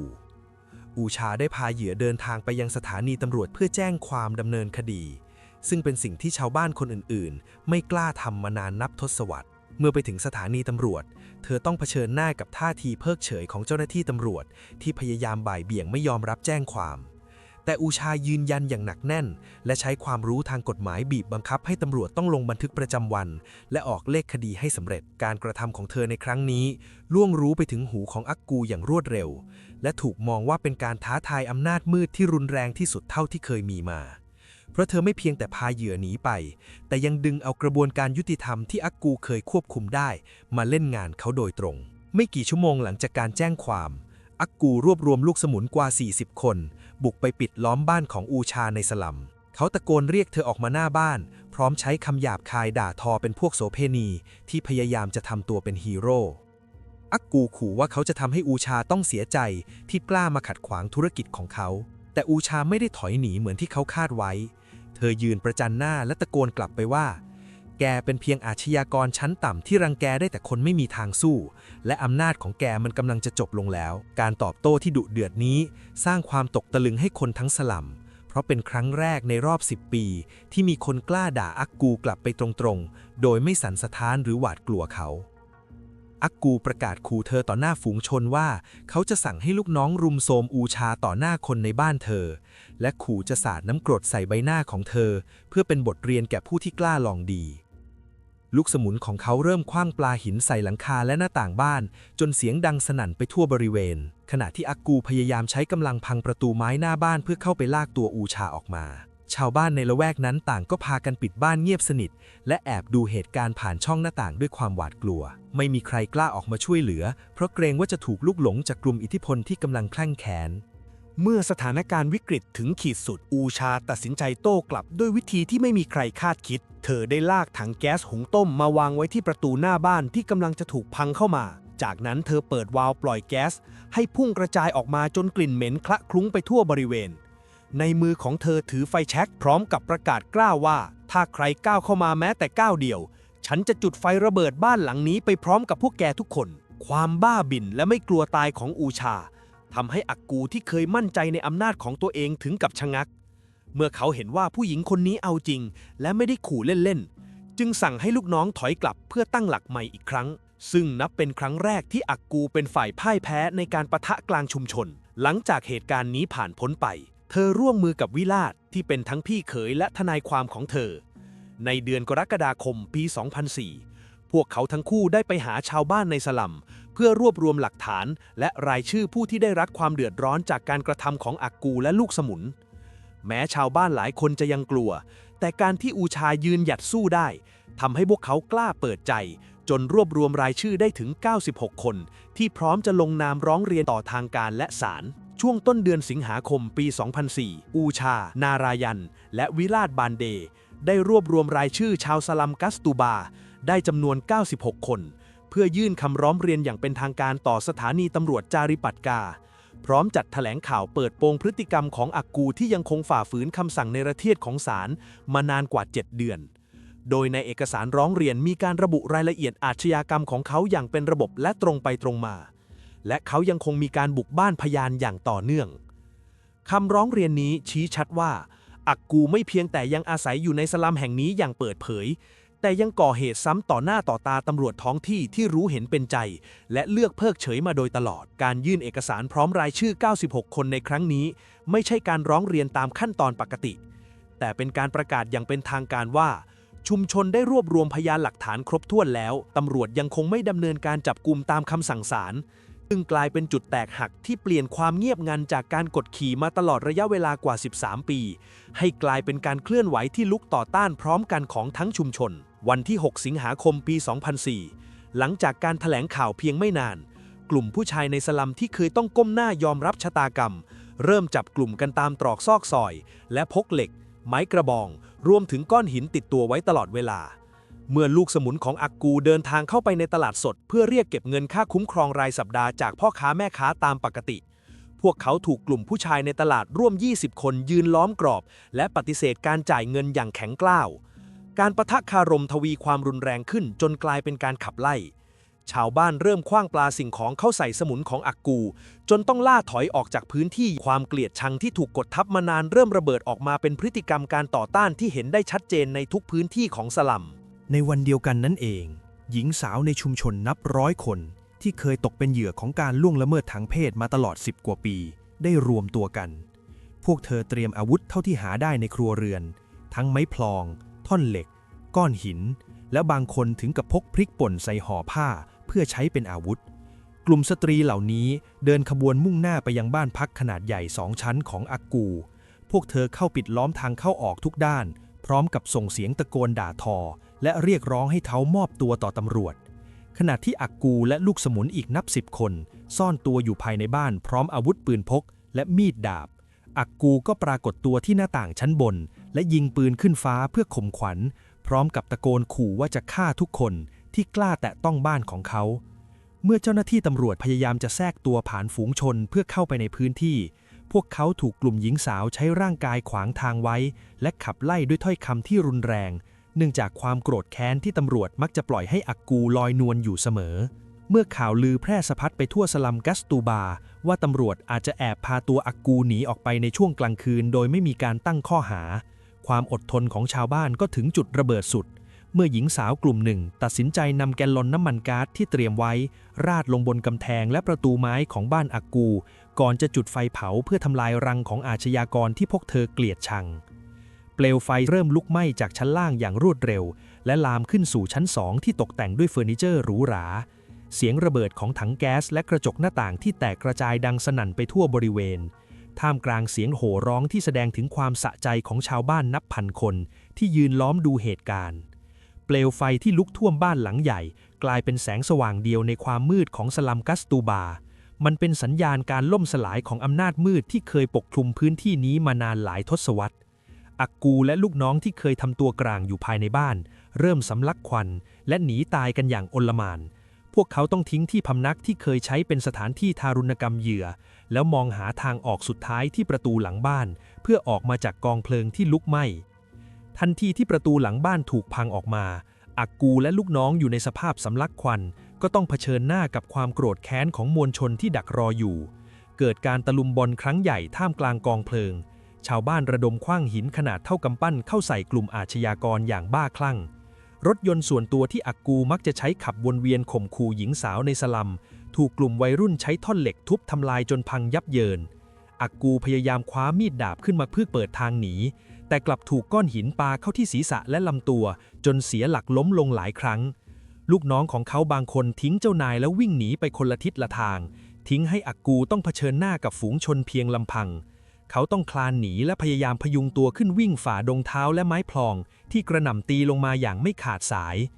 ในที่สุดอักกูก็สามารถกระเสียกกระสนหนีออกมาได้สำเร็จและเขาตัดสินใจวิ่งตรงไปหาแนวรับของตำรวจที่ยืนคุมเชิงอยู่ด้านนอกเพื่อร้องขอความคุ้มครองชีวิตโดยยอมทิ้งศักดิ์ศรีของเจ้าพ่อสลัมเพื่อเอาตัวรอดจากน้ำมือของชาวบ้านที่พร้อมจะรุมประชาทัณฑ์เขาให้ตายคากองเพลิงในคืนนั้นขณะที่เจ้าหน้าที่ดับเพลิงพยายามควบคุมกองเพลิงที่ยังหลงเหลืออยู่ชาวบ้านในสลัมไม่ได้แยกย้ายกลับเข้าที่พักแต่กลับรวมตัวกันเป็นจุดๆทั่วพื้นที่เพื่อเฝ้าระวังไม่ให้พรรคพวกของอักกูกลับมาล้างแค้นพวกเขาประกาศคำขาดผ่านโทรโข่งและสื่อท้องถิ่นว่าหากอักกูก้าวเท้ากลับมาที่นี่แม้แต่ก้าวเดียวเขาจะไม่มีวันได้กลับออกไปแบบมีลมหายใจในช่วงเวลานี้เองที่อูชานารยันได้กล้าวขึ้นมาเป็นผู้นำทางจิตวิญญาณของกลุ่มสตรีเธอเปลี่ยนบ้านหลังเล็กของเธอเป็นกองอำนวยการชั่วคราวเพื่อรวบรวมรายชื่อผู้เสียหายและพยานที่พร้อมจะเดินทางไปให้การที่ศาลความสามัคคีที่เกิดจากความแค้นที่สั่งสมมานานทำให้สลัมที่เคยเงียบด้วยความหวาดกลัวกลายเป็นค่ายทหารของประชาชนที่พร้อมจะต่อสู้กับอำนาจมืดทุกรูปแบบวันที่ 7 สิงหาคม ปี 2004 เมื่ออักกูตัดสินใจเข้ามอบตัวที่สถานีตำรวจจารีปัตกาภายหลังจากเหตุการณ์ที่บ้านของเขาถูกชาวบ้านบุกเผาทำลายเขาประเมินสถานการณ์แล้วว่าการอยู่ในความดูแลของตำรวจเป็นหนทางที่ปลอดภัยที่สุดในการหลีกเลี่ยงการเผชิญหน้ากับฝูงชนในสลัมที่กำลังโกรธแค้นถึงขีดสุดทันทีที่เขาเข้าไปในสถานีตำรวจเจ้าหน้าที่ตำรวจที่เคยรับสวยและมีความสัมพันธ์อันดีกับเขาต่างให้การต้อนรับด้วยท่าทีที่เอื้อเฟื้อเกินกว่าฐานะของผู้ต้องหาอักกูถูกนำตัวไปควบคุมไว้ในห้องขังที่มีการจัดเตรียมสิ่งอำนวยความสะดวกเป็นพิเศษ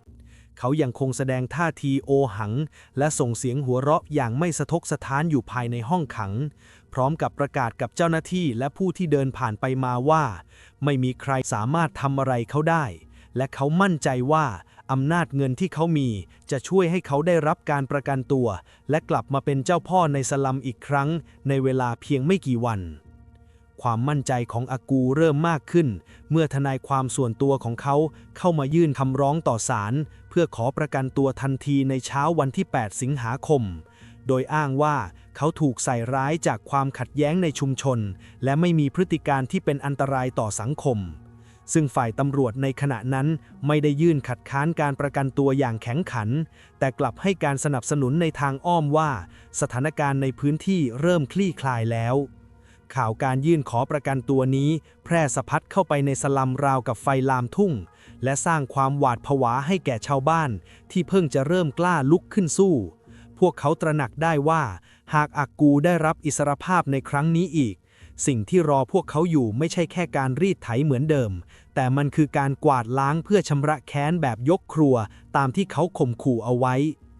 ในวันที่ 8 สิงหาคม ปี 2004 เมื่อรถของเรือนจำมาถึงหน้าอาคารศาลเพื่อนำตัวอักกูไปรับฟังการพิจารณาครั้งแรกเขาต้องพบกับการต้อนรับที่ไม่ได้คาดคิดชาวสลัมกว่า 500 คนซึ่งส่วนใหญ่เป็นผู้หญิงได้รวมตัวกันปิดล้อมรถและพยายามบุกเข้าไปด้านในเพื่อกระชากตัวเขาลงมา ฝ่ายตำรวจรีบจัดแนวรั้วเพื่อกันฝูงชนที่กำลังโกรธแค้นและพาตัวอากูเดินเข้าสู่อาคารศาลแทนที่เขาจะแสดงความเกรงกลัวต่อแรงกดดันของมวลชนอากูกลับหยุดเดินแล้วหันไปยิ้มเยาะเย้ยกลุ่มผู้หญิงที่ตะโกนด่าทอเขาและทำพฤติกรรมท้าทายฝูงชนในขณะที่อากูมั่นใจว่าห้องขังคือป้อมปราการที่ปลอดภัยกลุ่มสตรีในสลัมกัสตูบาได้เริ่มเคลื่อนไหวอย่างลับมากที่สุดพวกเธอนัดรวมตัวกันตามบ้านพักเพื่อวางแผนเดินขบวนไปยังศาลในวันที่อากูจะต้องถูกนำตัวไปพิจารณาคดีกลุ่มผู้หญิงเหล่านี้ได้ข้อสรุปร่วมกันว่าจะสวมชุดที่มีสีสันสดใสเพื่อใช้เป็นเครื่องพรางตาในการซุกซ่อนอาวุธภายในกระเป๋าผ้าใบเล็กของพวกเธอไม่ได้ใส่สิ่งของเครื่องใช้ทั่วไปแต่กลับเต็มไปด้วยพริกป่นบรรจุซองมีดทำครัวที่ผ่านการลับจนคมกริบและก้อนหินขนาดพอเหมาะมือพวกเธอได้ทำสัตย์ปฏิญาณร่วมกันอย่างแน่วแน่ว่าไม่มีปริปากระบุชื่อผู้ลงมือหากเกิดเหตุการณ์รุนแรงขึ้นในศาลโดยทุกคนตกลงที่จะรับผิดชอบการกระทำในฐานะกลุ่มก้อนเดียวกันเพื่อป้องกันไม่ให้ตำรวจสามารถเจาะจงตัวบุคคลมาดำเนินคดีได้การเตรียมการครั้งนี้ดำเนินไปอย่างเงียบเชียบเพื่อไม่ให้สายข่าวของอากูที่ยังหลงเหลืออยู่ในสลัมล่วงรู้ถึงเจตนาฆ่าที่แฝงมากับการเดินขบวนในครั้งนี้บรรยากาศบริเวณศาลแขวงนาคาปุระในช่วงวันที่ 10 ถึง 12 สิงหาคมเต็มไปด้วยความตึงเครียดที่เพิ่มสูงขึ้นเมื่อข่าวลือว่าทนายความของอากูเตรียมจะยื่นขอประกันตัวในวันพิจารณาคดีที่ 13 สิงหาคมข้อมูลนี้ถูกส่งต่อกันในหมู่ชาวบ้านอย่างรวดเร็วและกลายเป็นเชื้อไฟที่โหมกระหน่ำความโกรธแค้นของเหยื่อที่ถูกกดขี่มานานกว่า 10 ปีชาวสลัมจำนวนมากเริ่มมาปักหลักอยู่รอบบริเวณศาลเพื่อสังเกตการความเคลื่อนไหวของเจ้าหน้าที่อย่างไรก็ตามทางด้านการรักษาความปลอดภัยของตำรวจกลับแสดงความประมาทอย่างน่าเหลือเชื่อพวกเขาวางกำลังเจ้าหน้าที่เพียงไม่กี่นายไว้ที่บริเวณหน้าห้องพิจารณาคดีหมายเลข 7และจุดเข้าออกหลักของศาลเท่านั้น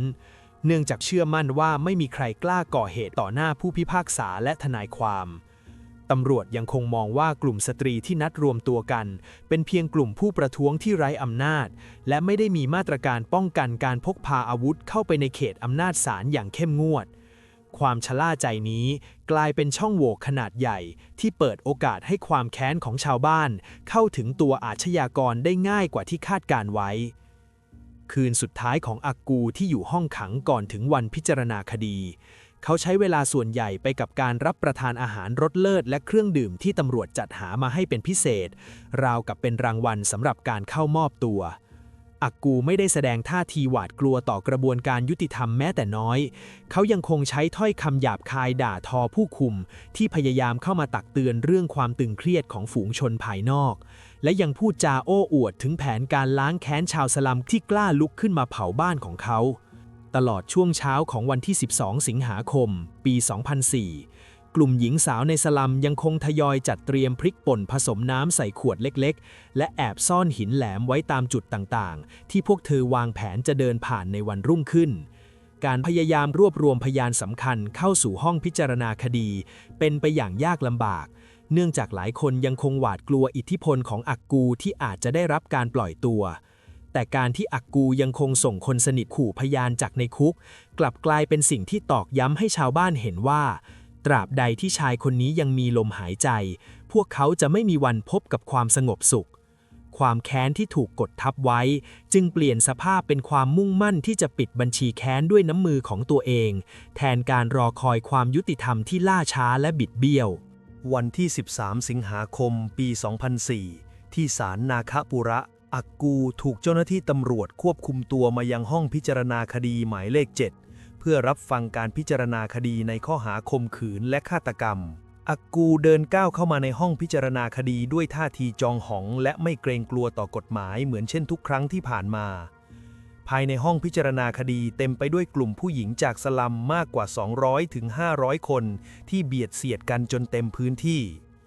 เมื่ออากูเห็นอูชานารยันยืนอยู่ในห้องด้วยเขาก็แสดงความยโสด้วยการชี้ไปที่ใบหน้าของเธอพร้อมกับตะโกนขู่ฆ่าเสียงดังต่อหน้าผู้พิพากษาว่าถ้ากูหลุดไปได้ กูจะกลับไปจัดการมึงคนแรกคำขู่ที่เย้ยหยันกระบวนการยุติธรรมนี้กลายเป็นชนวนเหตุสุดท้ายที่ทำให้ความอดทนของชาวบ้านที่สะสมมานานขาดสะบั้นลงทันทีเมื่อเวลาประมาณบ่าย3ก่อนที่การพิจารณาคดีจะเริ่มต้นขึ้นอย่างเป็นทางการความโกลาหลก็ประทุขึ้นเมื่อหญิงสาวคนหนึ่งในกลุ่มผู้ประท้วงกรูเข้าไปข้างหน้าแล้วสาดผงพริกแดงเข้าใส่ใบหน้าและดวงตาของอักกูรวมถึงตำรวจที่ยืนคุมตัวเขาอยู่อักกูร้องด้วยความเจ็บปวดและพยายามสะบัดตัวหนีแต่กลับถูกพวกเธอหยิบอาวุธที่เตรียมมาและซ่อนไว้ใต้ผ้าที่สวมใส่อยู่ทั้งมีดทำครัวหินลับมีดและที่ขูดมะพร้าวนำออกมากระหน่ำแทงและทุบตีอักกูอย่างบ้าคลั่งร่างของเขาถูกลากลงจากคอกจำเลยมาที่พื้นห้องพิจารณาคดีเลือดสาดกระเซ็นไปทั่วผนังห้องและโต๊ะพิจารณาคดีอักกูถูกแทงไปมากกว่า70แผลทั่วร่างกายทั้งที่ใบหน้าหน้าอกและลำตัวแต่จุดที่สะท้อนถึงความแค้นสูงสุดของเหยื่อคือการที่กลุ่มผู้หญิงช่วยกันใช้มีดตัดอวัยวะเพศของเขาออกเพื่อเป็นการพิพากษาโทษในสิ่งที่เขาทำกับผู้หญิงนับไม่ถ้วนตลอดหลายปีที่ผ่านมาสถานการณ์ภายในห้องพิจารณาคดีเต็มไปด้วยเสียงกรีดร้องและความวุ่นวายจนเกินกว่าที่ตำรวจเพียง10 นายจะควบคุมได้เจ้าหน้าที่ตำรวจที่เห็นความบ้าคลั่งของฝูงชนต่างพากันวิ่งหนีออกจากห้องพิจารณาคดีเพื่อเอาชีวิตรอดเนื่องจากจำนวนกลุ่มสตรีที่มีมากกว่าอย่างมหาศาลทางด้านผู้พิพากษาที่นั่งอยู่บนบัลลังก์เมื่อเห็นเหตุการณ์นองเลือดต่อหน้าต่อตาในระยะประชิดจึงตัดสินใจสละที่นั่งแล้วรีบหลบหนีออกทางประตูด้านหลังห้องพิจารณาคดีทันทีความโกลาหลนี้ขยายวงกว้างไปทั่วอาคารศาลแต่ภายในห้องหมายเลข7นั้นกลุ่มผู้หญิงยังคงรุมสกรัมร่างของอักกูจนมั่นใจว่าเขาเสียชีวิตแล้วเมื่อร่างของเขานิ่งสนิทและจมกองเลือดอยู่บนพื้นกลุ่มผู้หญิงไม่ได้วิ่งหนีไปไหนแต่กลับยืนล้อมศพที่ไร้วิญญาณของเขาไว้หลังการลงทันอักกูเสร็จสิ้นหญิงสาวคนหนึ่งได้ตะโกนก้องห้องพิจารณาคดีว่าราชาของคุณตายแล้วเพื่อเป็นการประกาศชัยชนะเหนือชายที่เคยกดขี่พวกเธอและอ้างตัวเป็นผู้ยิ่งใหญ่เหนือสลัมกัสตูบาทั้งพยานและเจ้าหน้าที่ศาลต่างยืนมองเหตุการณ์นี้ด้วยความตกตะลึงแต่ไม่มีใครกล้าขยับตัวเข้าหาศพการรุมประชาทัณฑ์ครั้งนี้จบลงด้วยความตายของอักกูในเวลาไม่นานหลังจากการสังหารอักกูผ่านพ้นไปตำรวจนับร้อยนายถูกระดมกำลังเข้ามาควบคุมพื้นที่และพยายามจับกุมตัวผู้กระทำผิดแต่กลับต้องเผชิญกับความสามัคคีที่น่าทึ่งของคนในชุมชนสลัมเมื่อเจ้าหน้าที่พยายามหาตัวคนแทงอักกูผู้หญิงทุกคนในที่นั้นต่างก้าวออกมาข้างหน้าและให้การเป็นเสียงเดียวกันว่าพวกเราทุกคนเป็นคนฆ่าเขาเองตำรวจไม่สามารถระบุตัวตนของผู้ลงมือตัวจริงได้เนื่องจากบาดแผลจำนวนมากเกิดจากการรุมสกรัมของฝูงชนและไม่มีใครในที่นั้นยอมเป็นพยานปรักปรำคนอื่นเลยหญิงสาวทุกคนยอมวางอาวุธและยอมให้เจ้าหน้าที่ควบคุมตัวไปอย่างว่าง่ายโดยไม่มีการขัดขืนหรือพยายามหลบหนีออกจากพื้นที่แม้แต่คนเดียวในเวลาต่อมาหญิงสาวจากสลัม21 คนถูกตั้งข้อหาฆาตกรรมแต่สุดท้ายศาลต้องสั่งยกฟ้องผู้ต้องหาหญิงทุกคนในเวลาต่อมาเนื่องจากขาดหลักฐานจำเพาะตัวที่จะระบุได้ว่าใครคือคนลงมือสังหารจริงและไม่มีพยานแวดล้อมรายใดให้ปากคำที่เป็นประโยชน์ต่อรูปคดีการตายของอักกูได้จึงกลายเป็นคดีศาลเตี้ยครั้งใหญ่ที่สุดครั้งหนึ่งในประวัติศาสตร์กฎหมายของอินเดียที่จบลงด้วยการหลุดพ้นจากข้อหาของเหยื่อที่รวมตัวกันลุกขึ้นสู้เหตุการณ์ในวันนั้นไม่ได้เป็นเพียงการสังหารอาชญากรคนหนึ่งแต่เป็นการแสดงออกถึงความล้มเหลวของระบบยุติธรรมที่ชาวบ้านในสลัมกัสตูบาต้องเผชิญมาตลอด13 ปีเลือดของอักกูที่นองอยู่บนพื้นห้องพิจารณาคดีหมายเลข7กลายเป็นสัญลักษณ์ของการทวงคืนอำนาจโดยประชาชนที่ถูกกดขี่หลังจากการตายของอักกูบรรยากาศในสลัมที่เคยเต็มไปด้วยความหวาดกลัวก็เริ่มเปลี่ยนไปผู้คนเริ่มออกมาใช้ชีวิตตามปกติได้ในช่วงเวลากลางคืนโดยไม่ต้องกังวลเรื่องการถูกคุกคามอีกต่อไปถึงแม้จะมีการสืบสวนคดีฆาตกรรมต่อเนื่องไปอีกหลายปีแต่คำสารภาพที่ว่าเราทุกคนเป็นคนทำก็ยังคงเป็นกำแพงที่หนาแน่นที่สุดที่ตำรวจไม่สามารถทลายลงได้คดีของอักกูจึงปิดฉากด้วยการตายจากศาลเตี้ยที่ประชาชนมอบให้กับเขาถ้าคุณชอบการเล่าเรื่องคดีอาชญากรรมแบบนี้อย่าลืมกดไลค์กด Subscribe และสั่นกระดิ่งแจ้งเตือนช่องย้อนรอยข่าวดังไว้ด้วยนะครับ เพื่อที่คุณจะได้ไม่พลาดทุกคดีสำคัญที่เราจะนำมาเล่าให้ฟังใหม่ในคดีถัดไปสำหรับวันนี้สวัสดีครับ